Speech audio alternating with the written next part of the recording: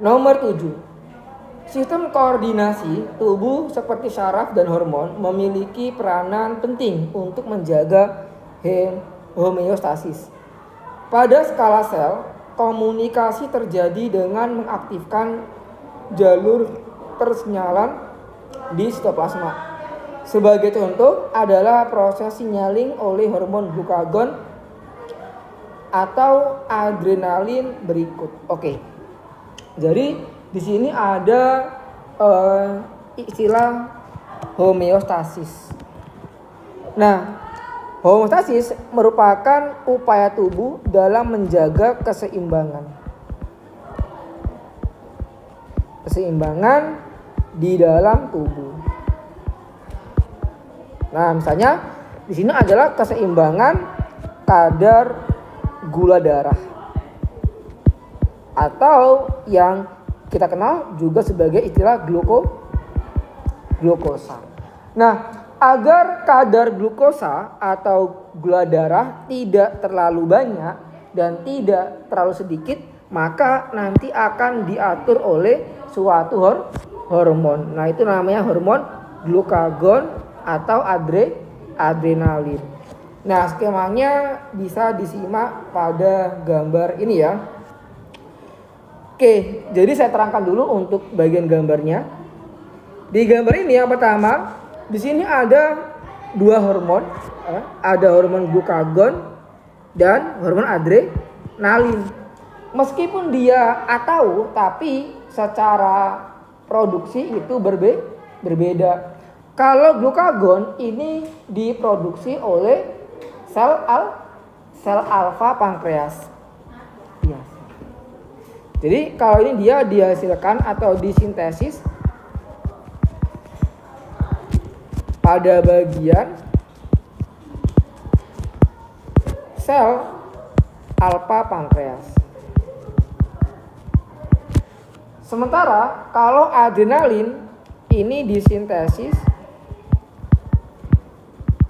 pada bagian korteks adrenal. Nah, karena dia dihasilkannya berbeda, ya maka untuk antara glukagon sama adrenalin jelas memiliki struktur kimia yang berbeda, gitu kan. Nah, kemudian kedua hormon ini dia akan berikatan dengan reseptor yang terdapat di membran sel. Nah, ini adalah membran sel. Ini adalah reseptornya. Reseptor hormon.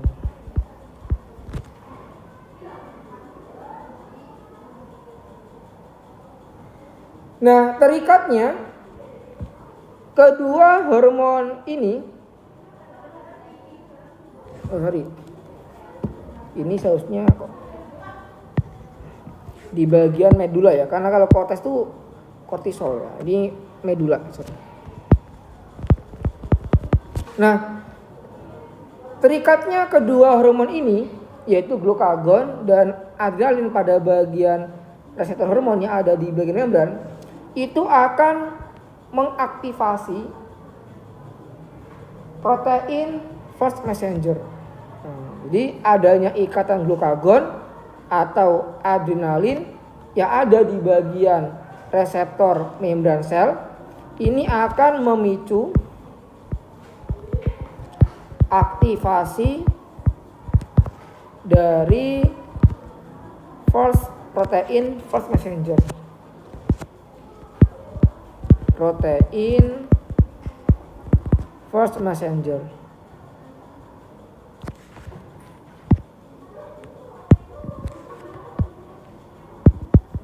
Nah, teraktivasinya protein first messenger yaitu berupa protein GPCR ini ya, itu akan menyebabkan penggunaan atau ini akan menyebabkan transduksi sinyal menuju ke bagian AC atau yang di situ disingkat sebagai adenylyl siklase. Nah, jadi sini ketika nanti dia aktif ya, maka dia akan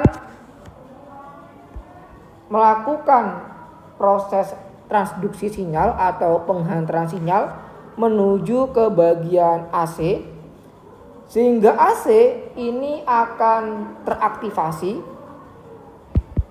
AC teraktivasi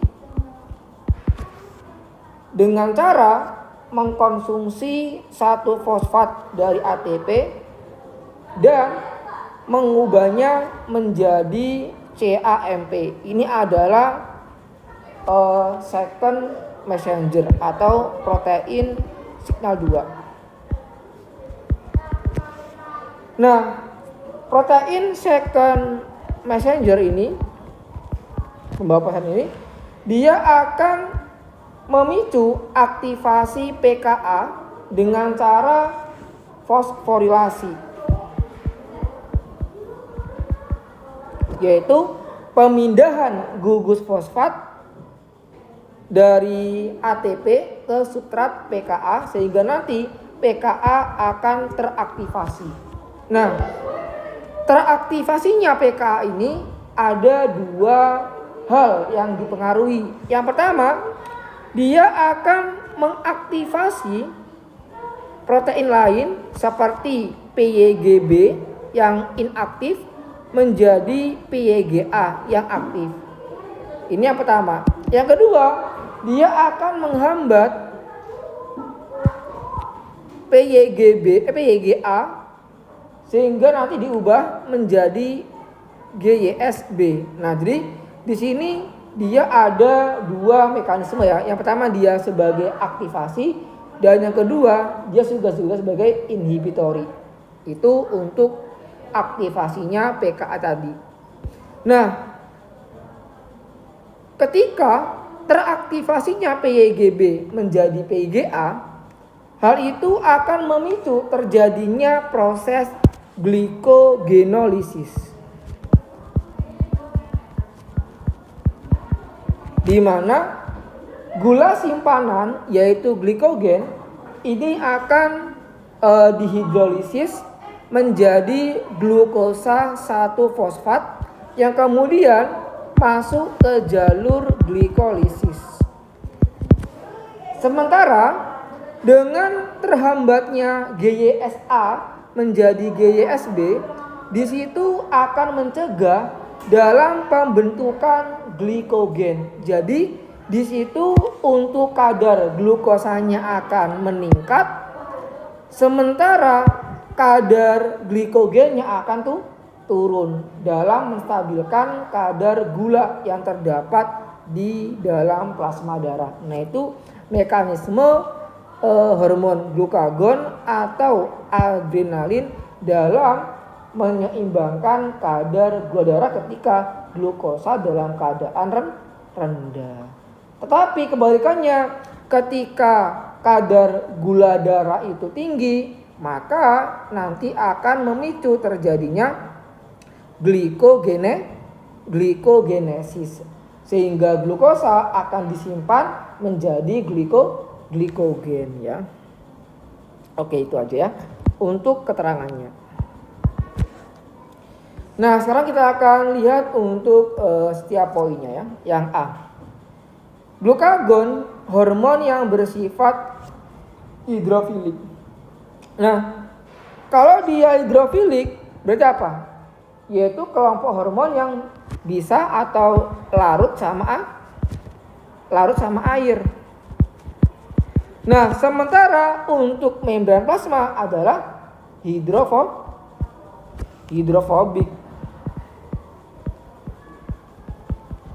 Ya, dia adalah kelompok lemak, tapi lemaknya ini adalah lemak campuran. Di bagian atasnya memang dia hidrofilik karena ada fosfat, tetapi di bagian tengah-tengahnya adalah hidrofobik yang tidak bisa ditembus oleh senyawa-senyawa hidrofilik yang berukuran besar, sehingga seperti hormon glukagon ini dia tidak bisa menembus lapisan membran meskipun di permukaan ini dia hidrofilik karena ada fosfat, tapi secara umum dia adalah lemak yang hidrofobik. Nah, agar nanti senyawa golongan hormon hidrofilik ini dia bisa masuk ke dalam sel untuk menyampaikan sinyal, maka dia akan memakai reseptor yang ada di permukaan membran, bukan menembus membran sel ya. Berarti ini secara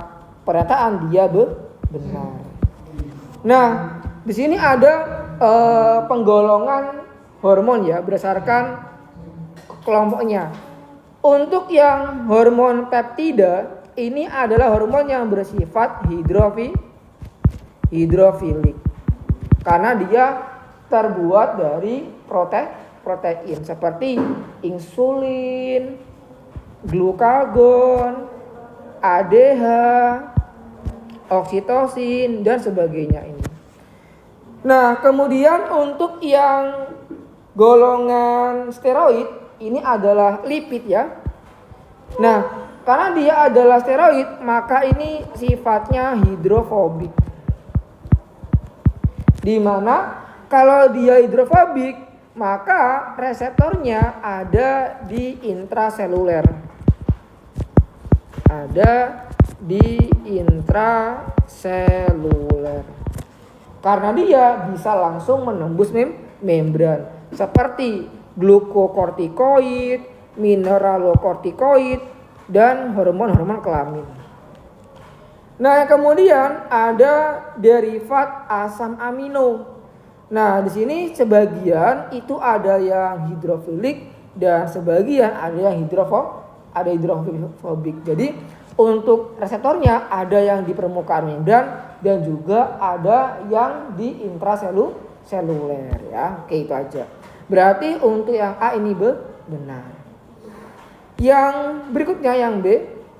Enzim berlabel AC memiliki aktivitas transferase. Jelas salah. Tadi saya terangkan misalnya untuk AC ini adalah aktivitasnya untuk transduksi sinyal ya.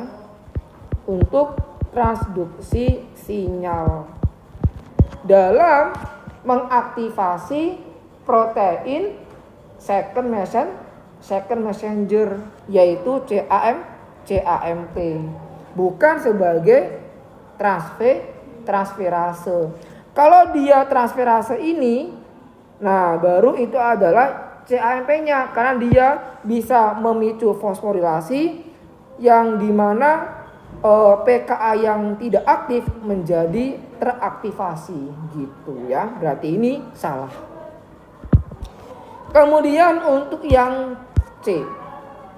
Jalur pemrosesan berupa second messenger dan sistem relay sama-sama digunakan pada mekanisme ini. Benar ya? Kenapa? Karena jelas di situ untuk kerja hormon dari glukagon dan adrenalin dalam memicu pemecahan glikogen menjadi glukosa fosfat. Di situ dia akan melibatkan beberapa protein pembawa atau ini ya apa itu messenger seperti kayak first messenger GPCR dan second messenger yaitu CAMP, dan untuk arah transduksinya dia berurutan atau dia estafet.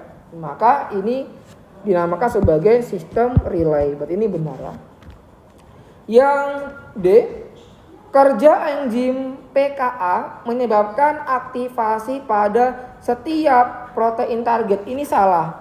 Di mana salahnya? Salahnya di bagian setiap. Karena kalau kita lihat PKA yang pertama memang dia akan mengaktifasi PPK yang awalnya inaktif menjadi PPK yang terfosforilasi, tetapi PKA yang aktif juga akan menghambat GYS alfa menjadi GYS beta yang ini merupakan penghambatan dalam pembentukan glikogen. Berarti ini tidak semuanya adalah mengaktifasi, ada juga yang menonaktifkan. Berarti ini salah.